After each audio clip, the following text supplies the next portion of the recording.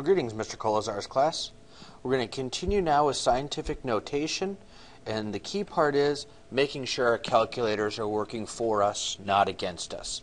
Now, scientific notation is going to be used for really large and really small numbers. One of our favorite numbers coming up is going to be the mole. And the mole is like a dozen is 12. And a mole instead is 6.02 times 10 to the 23rd. It is an incredibly huge number. If I wanted to write it out, it'd be 602 with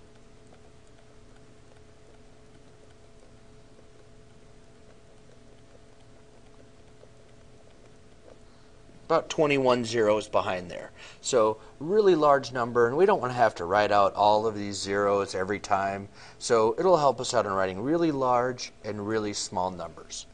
All reported values are significant, meaning all digits that we see are going to be significant from earlier in our unit.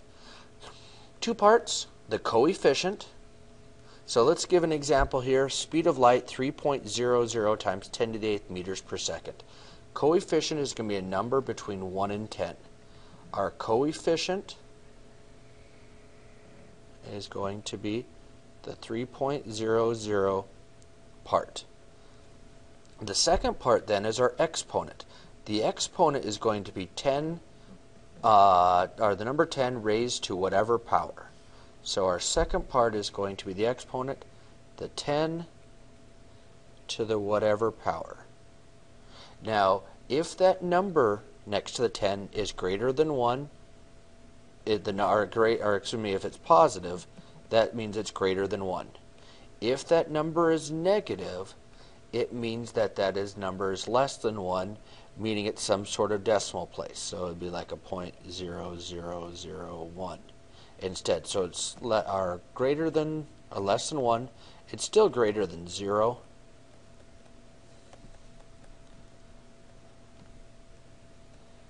But it's less than 1. So that'll help us out as we're going with exponents.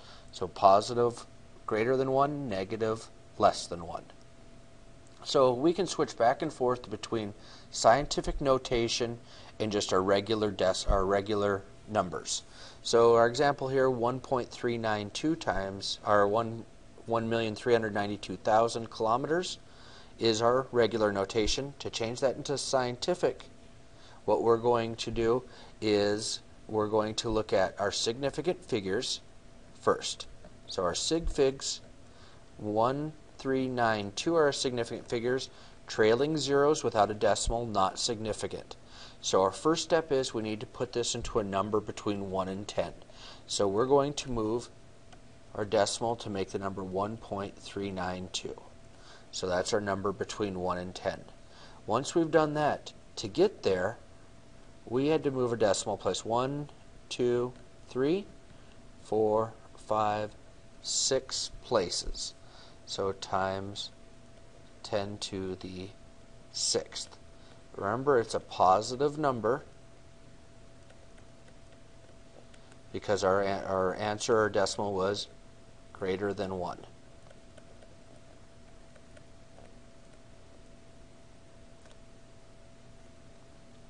Now, as we're going, our sig figs showed up. Remember, there is a decimal point there. If it's not shown, it's implied that it's there, so that's where we started our counting from. No decimal shown, though, then it meant that those zeros were not significant in our ending answer. In our second problem, we start out 0.000000028 grams, so a very small density here, grams per cubic centimeter.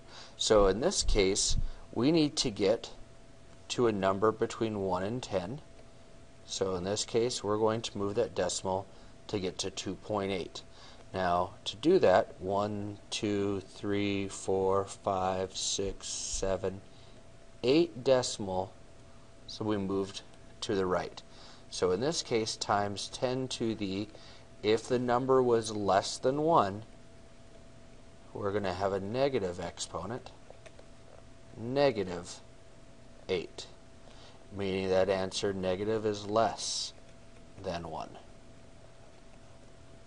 Now you can always double check using your calculator by typing in the number and hitting equals or changing it between our regular notation and our scientific notation, so that in the end you can notice that both of those are still the same answer, but it's much easier to write them out in our scientific notation as those numbers get larger and smaller. Going just the opposite way, what we're looking at here is using numbers in regular notation from our scientific notation.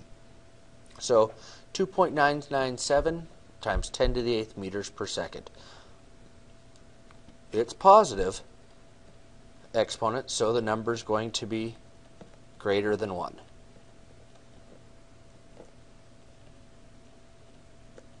So 2.997 to the 8th, we are going to move our decimal 1, 2, 3, 8 places over to the right. 1, 2, 3, 4, 5, 6, 7, 8 places to the right. Meters per second is our unit there. So our regular notation versus our scientific notation. Both of them are equal to each other. And our next problem, we're going to have a negative exponent, so the number is going to end up being smaller than 1. So as we're working, now we're going to get a number smaller than 1. So in this case, I'm going to start over here, and we're going to move our decimal to the left. In our case, we're going to move it 9 places to the left.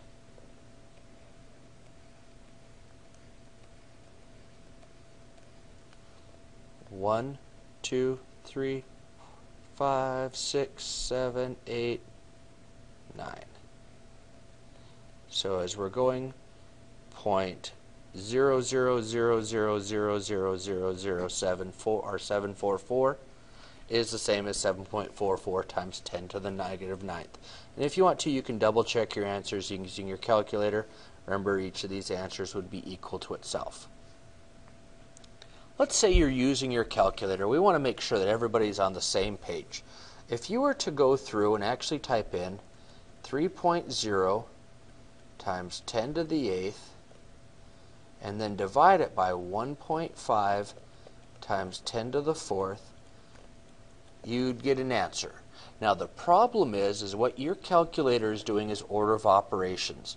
So it's just as smart as the person using it. It's just going to go through and give you the answer that you did. So we want to make sure we're using them correctly.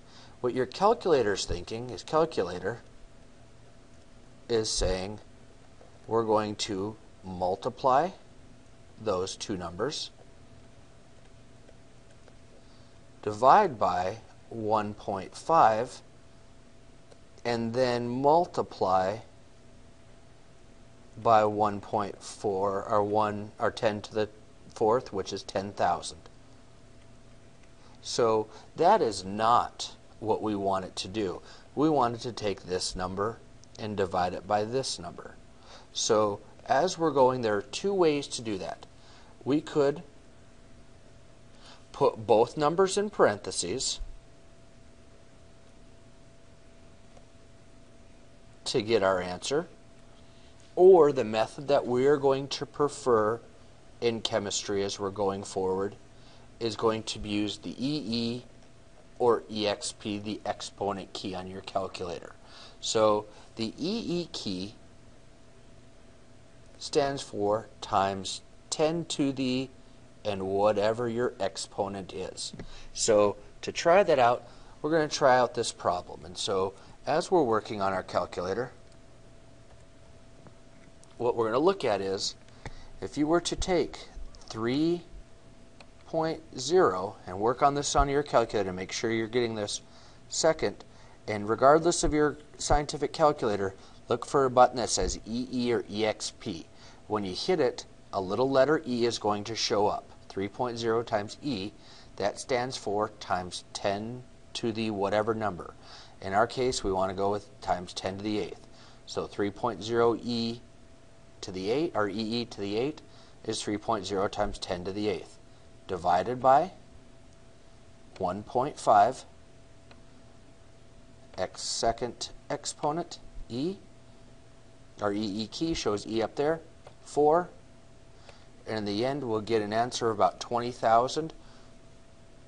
Now our key part is that EE, what it does is it puts all of this automatically in parentheses like we see below, and it makes it a lot shorter. You'd come up with either answer, 20,000 or 2 times 10 to the 4th would be the same answer there. So this is what we're going to call our preferred method. Now another example, we'll start out with the same number, but now we're going to divide it by a very small number. So on your calculator, this time around, 3.0, second EE key, 8, and this time we're going to divide it by a very small number. Well, that doesn't, 4.2, and in this case, second exponent, negative 12. So all I've done is just hit negative 12 and then enter, and you should get a number that's very large, 7.1 times 10 to the negative 19th. Now notice on your calculator it gave you a large decimal number, and then at the end, e to the 19, that's your exponent, times 10 to the, and whatever your exponent in this case, 19. Now our answer, since we had our 2 significant digits, can only have 2 sig figs in the end, so 7.1 times 10 to the 19th. Let's work on using our preferred method. I would like you to use your calculator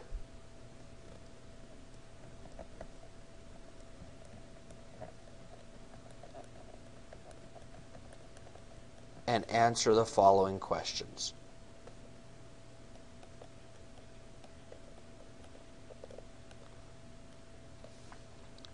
Now remember the math function. So double checking what type of math you're actually doing. Now in the end, make sure that you come up with these answers. If your calculator is not working with you, we want to make sure you're on the same team here. If you do not get these answers, you need to see me so that we can get your calculator and you on the same page. So double check to see if you got these answers. There will be similar problems on our quiz coming up. So making sure that our calculator is working with us. Besides that, we'll let you get started on some problems coming up, and then bring any questions you have to make sure you're on the right track here.